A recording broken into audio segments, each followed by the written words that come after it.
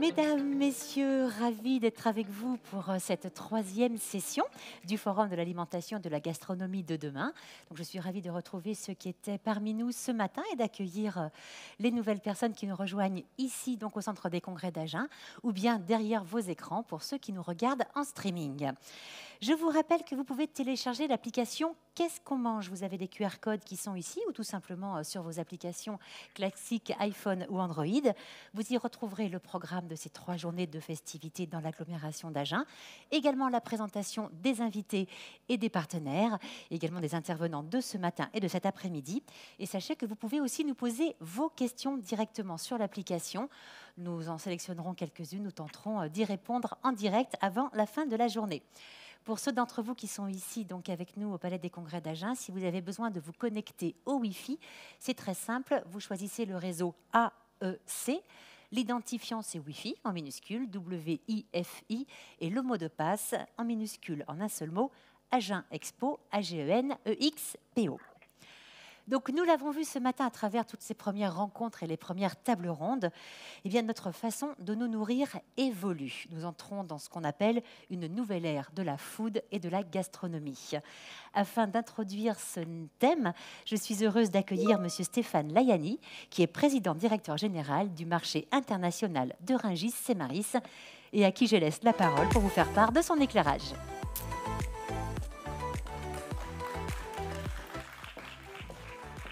Bonjour à tous. Alors c'est l'heure difficile, mais nous on n'est pas habitués à faire la sieste, donc je vais essayer de vous réveiller.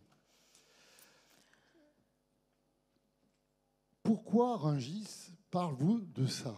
Pourquoi le plus grand marché du monde parle de gastronomie? C'est quand même une question bizarre.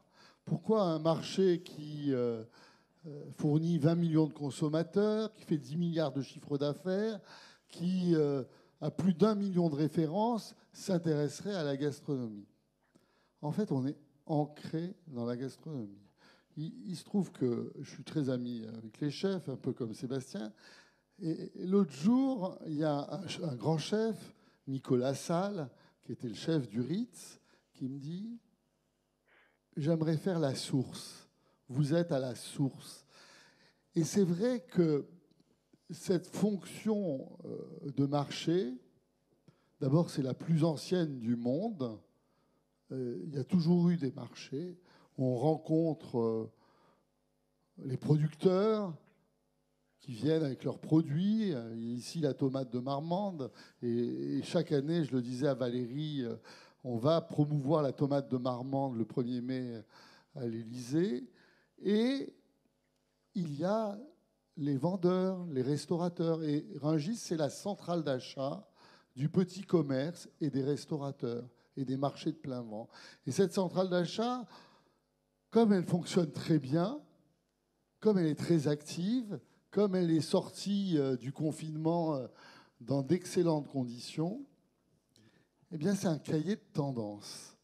Et donc, les chefs viennent à Rungis, ils viennent toute l'année, mais ils viennent à Rungis pour savoir quels sont les nouveaux produits, quelles sont les tendances qu'ils vont mettre sur leur table. Parce qu'un bon chef, un grand chef, comme le bon lièvre à la royale que j'ai mangé ce midi, il change sa carte au moins 4 fois par an. Et s'il change sa carte 4 fois par an, il doit inévitablement avoir des nouveaux produits.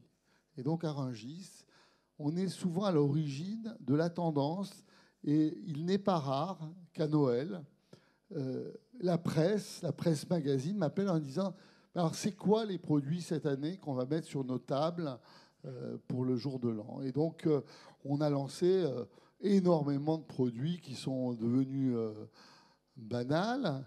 Et je cite toujours les mini-légumes, qui sont très utilisés par les grands chefs, le citron caviar, la relance de la salicorne. Hier, j'étais à table, à un grand colloque, et puis les gens autour de la table disaient « C'est quoi la salicorne ?» La salicorne, c'est une algue extraordinaire qu'on trouve en Bretagne et qui accompagne extraordinairement bien les plats de poisson. Alors vous allez me dire, mais c'est pas ça les tendances de la consommation aujourd'hui. Les tendances de la consommation aujourd'hui, c'est le locavore, c'est le bio, c'est... Et moi, je vais vous dire non. Pas pour faire de la provocation, c'est parce que je dirige ce grand marché et j'ai les chiffres du grand marché. Et donc, je sais exactement ce qu'il en est. Et on est vraiment dans des injonctions contradictoires. Et très souvent, on dit oui, il faut manger local. Mais il n'y a pas de local. En Île-de-France, c'est pas vrai à Agen, mais en Île-de-France, les gens qui habitent à Paris, ben, la ceinture verte est très faible. Quand je dirige le marché de Toulouse, je n'ai aucun problème à faire du local. À Paris, Rungis fait 60% de l'agriculture d'Île-de-France, stricto sensu.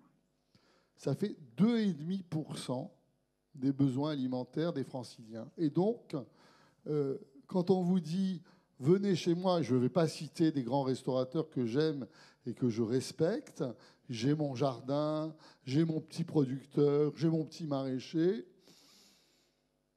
il faut que la DGCCRF vérifie.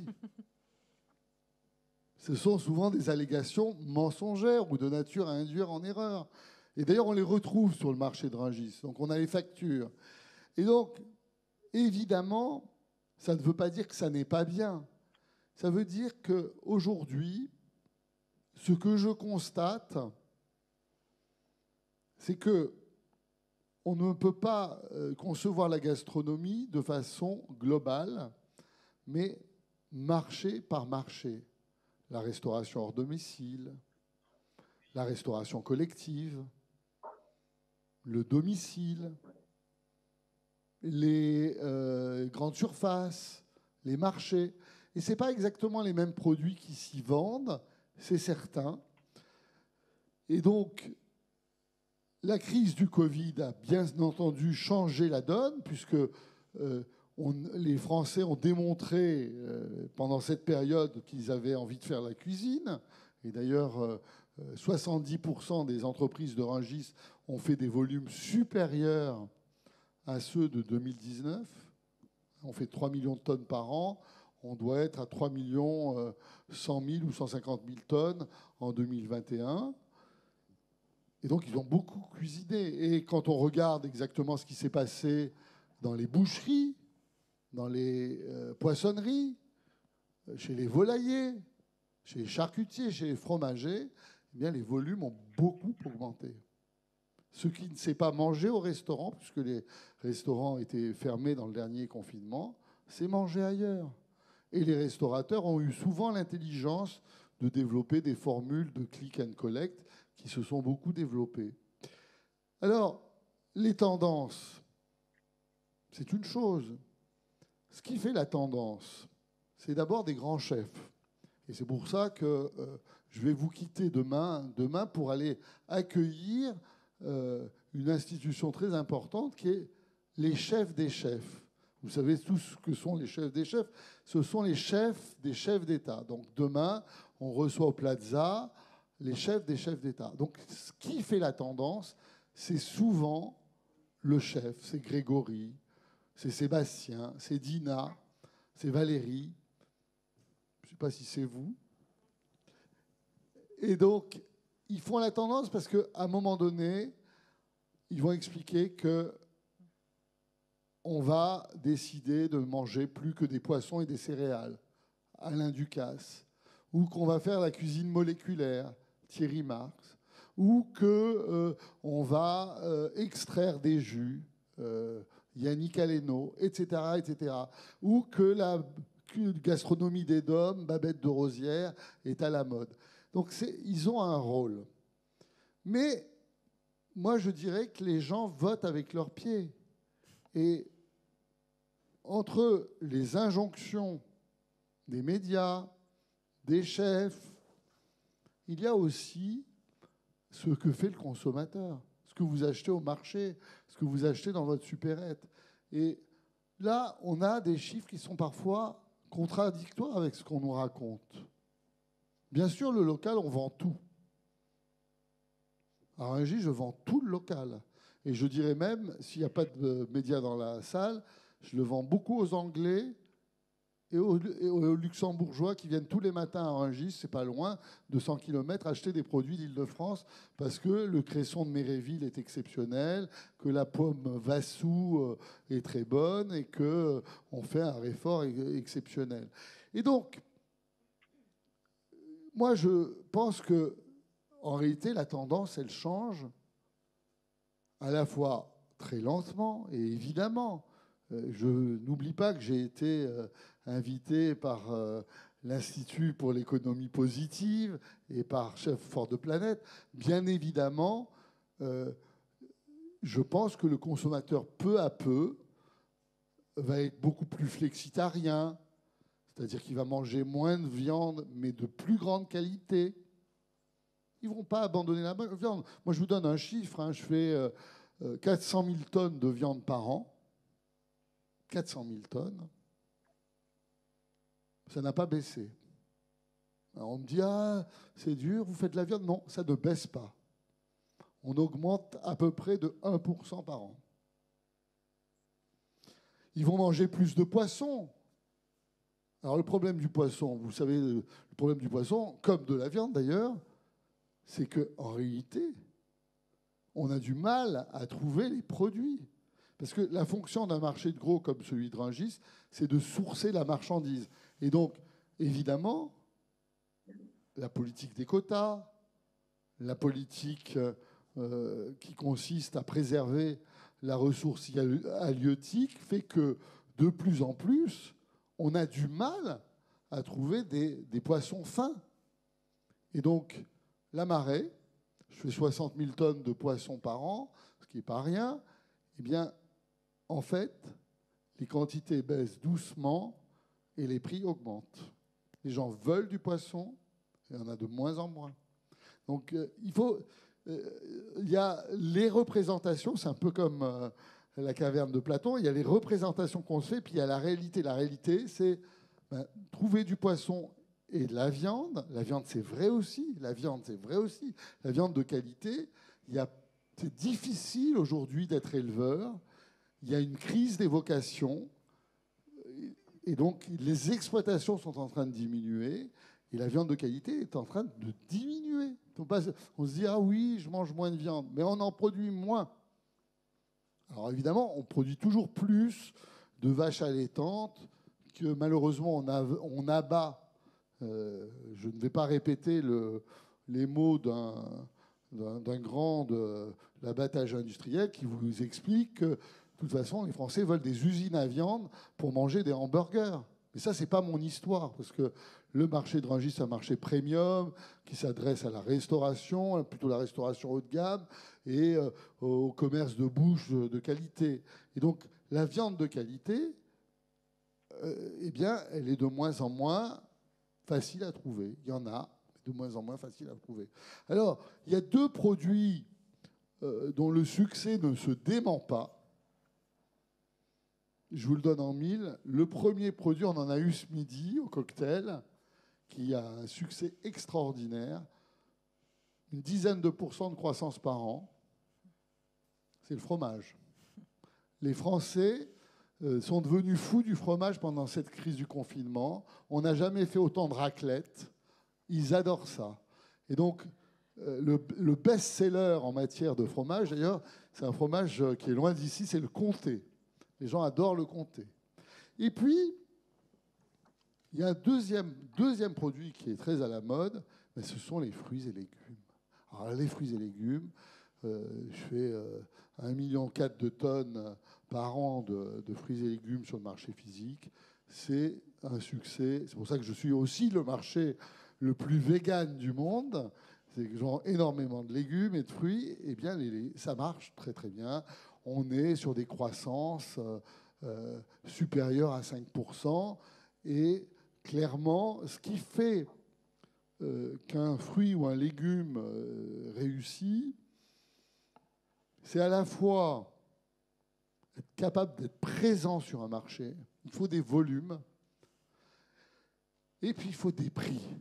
parce que les gens ne sont pas prêts à payer très cher leurs fruits et légumes. Il faut savoir que tous les fruits et légumes qui sortent de Rungis, mes grossistes vont m'en vouloir de le dire, ça sort à moins d'1 € le kilo. 1 € le kilo. Alors évidemment, ce n'est pas vrai pour la fraise, il y a des petites particularités, mais ça ne coûte pas cher. Alors la question qui se pose aujourd'hui, qui est une question que peut-être mon ami, collègue et tutelle Virginie Beaumenier abordera tout à l'heure, c'est la question des produits français. Alors, évidemment, à Rungis comme ailleurs, on préfère les produits français. On a une préférence nationale. D'ailleurs, quand le ministre de l'Agriculture parle de produits locaux, il veut parler de produits français. Alors ça se heurte à plusieurs choses. C'est un problème très difficile. D'abord, un problème physique et géographique. La France est un pays du Nord et nous avons une saisonnalité. Donc pendant 6 mois de l'année, on ne produit à peu près rien en fruits et légumes en France. Des racines, des pommes de terre, les radis, c'est au printemps qu'ils arrivent, la tomate, c'est plutôt de juin à octobre. Et donc, pour cette unique raison, je dis toujours qu'il faut comparer. On ne peut pas comparer des choux et des carottes. Il faut comparer ce qui est comparable. Et donc, évidemment, nous sommes souverains de façon alimentaire. On est souverain, mais sur les productions non concurrentielles. Personne dans cette salle ne veut abandonner, en tout cas pas les mères de famille, parce que c'est un fruit extraordinaire, ne veut abandonner la banane. La banane est le premier fruit vendu en France. Vous allez sur une balance de supermarché, le premier truc que vous voyez, c'est la banane. Et donc, sur les productions concurrentielles, c'est-à-dire les pommes, les poires, le raisin, la prune, puisqu'on est ici à Agen, eh bien, on est autonome au-dessus de 60%. Le reste, compte tenu de la saisonnalité, eh bien, on n'est pas totalement autonome. Alors, comment sortir de cette contradiction qui fait que les gens veulent des produits français, mais ils ne veulent pas payer trop cher. Or, il faut rémunérer l'agriculteur qui a des salariés avec les charges sociales. Et en même temps, et c'est ça qui est très compliqué, on est soumis aux règles européennes où il y a une libre circulation au sein de l'Union européenne des produits. Comment on fait ? Moi, j'ai la solution. La solution, elle est toute simple. Elle passe par 3 choses.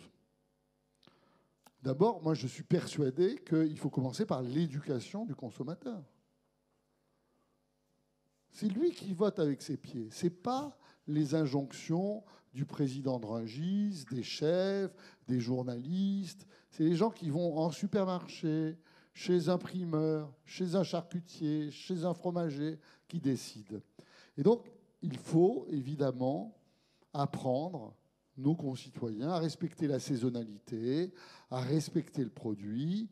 Et c'est un moyen, je pense, de les aider. Maintenant, il y a un deuxième moyen. Tout ça est assez élitiste malgré tout, parce qu'il y a quand même un problème qui n'est pas réglé. Le deuxième moyen, vous me direz quand ça... Je vous le dis. Bon. Le deuxième moyen, c'est que ce qui compte, c'est les terroirs. Il faut accepter la concurrence des terroirs.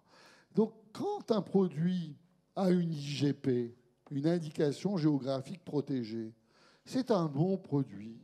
Il a été créé avec amour par un agriculteur qui a su l'élever et qui le met sur le marché pour des consommateurs avisés qui vont le choisir parce qu'ils ont une IGP. Et donc, je le dis, bien sûr, il faut continuer à classer nos produits de qualité en IGP. Parce que tous les produits français ne sont pas ipso facto de qualité.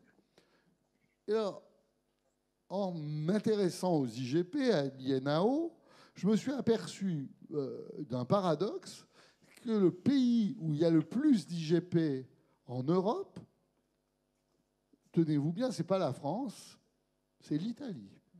L'Italie a classé massivement en IGP ses produits. D'ailleurs, quand on va à Florence, quand on va à Milan, on a une cuisine de produits de grande qualité parce qu'ils ont fait cet effort d'encadrer leurs produits avec des IGP différentes. Et donc, évidemment, la question des terroirs est une manière, je pense, beaucoup plus fine de défendre les produits français que de dire « Ah non, il faut aider les produits français, il faut arrêter d'acheter des produits espagnols au bord des routes, etc. » Je pense que c'est par la qualité, et c'est comme ça que nous, on conçoit les choses à Rungis, qu'on va élever le niveau de l'alimentation des Français et aussi la santé. Parce qu'un produit de qualité, il y a moins d'intrants, il y a moins de produits phytosanitaires, il est de meilleure qualité, il a connu la terre, etc. Et donc ça, c'est très important. Et donc il y a un problème. Et votre troisième et dernier point? Mais je peux parler pendant des heures. Et il y a un problème, c'est le prix. Et il ne faut jamais oublier que la droite budgétaire est quelque chose qui s'impose à tous. Elle s'impose au consommateur final, elle s'impose au restaurateur. Le restaurateur ne veut pas payer trop cher ses produits. Sinon, il n'est pas capable de sortir une carte. Et donc, le seul moyen d'y arriver, et c'est ma conclusion, c'est le développement des marchés de gros en France et à l'international. Alors, on ne vous a pas dit que j'étais aussi président de l'Union mondiale des marchés. Et donc, le seul moyen de faire pression sur les prix tout en ayant de la qualité, c'est d'utiliser cette idée ancienne au service d'aspirations nouvelles que sont les marchés, c'est-à-dire un endroit où les gens se rencontrent, où ils voient vraiment les produits, c'est pas par téléphone ou par Internet, et où il y a plusieurs entreprises qui sont en concurrence pour avoir les meilleurs produits. Et c'est ça qui fait que depuis que je suis à la tête de Rungis, à la tête de Toulouse, et je conseille d'autres marchés en France, eh bien, on est en train de gagner des parts de marché sur la grande distribution, qui n'est pas un ennemi, ça peut être un client, mais qui est dans le circuit long. Parce que ce que vous devez retenir, c'est que le circuit long, le circuit court, ça n'est pas la distance entre un produit et le consommateur. Le circuit court, c'est quand il n'y a pas plus d'un seul intermédiaire entre le producteur et le consommateur. Et c'est souvent le cas sur les marchés de gros. Il y a beaucoup de producteurs qui sont présents et qui vendent directement leurs produits. Et c'est comme ça, je pense, qu'on va régler cette équation impossible de la qualité et du prix. C'est en mettant de la concurrence et en même temps en mettant du contrôle. Et nous, on aime les contrôles. Hein. Je le disais à